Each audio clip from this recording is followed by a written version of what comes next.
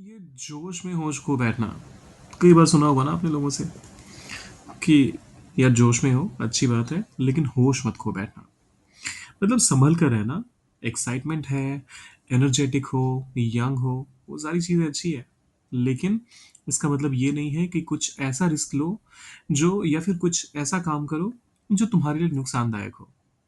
इसी चीज़ को इंग्लिश में क्या कहेंगे, आइए सीखते हैं।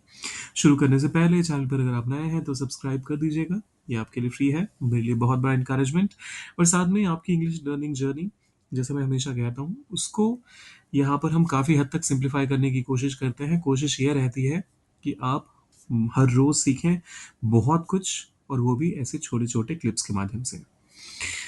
जोश में होश को बैठना को इंग्लिश में कहते हैं टू गेट कैरीड अवे।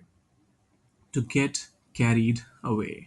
अब एग्जाम्पल के तौर पे अगर कोई यूं कहता है वह मैच जीतकर इतना जोश में आ गया कि होश खो बैठा।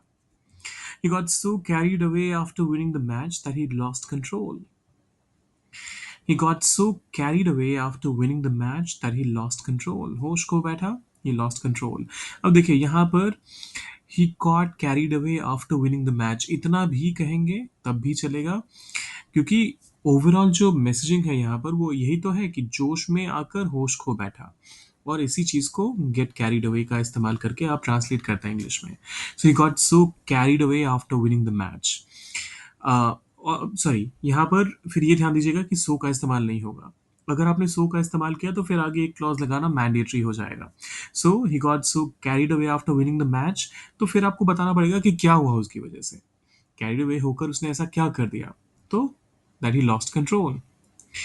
अगर आपने सो का इस्तेमाल नहीं किया और सिर्फ इतना कहा he got carried away after winning the match, तो इसका मतलब है कि मैच जीतने के बाद वो बस उस जोश में होश खो बैठा।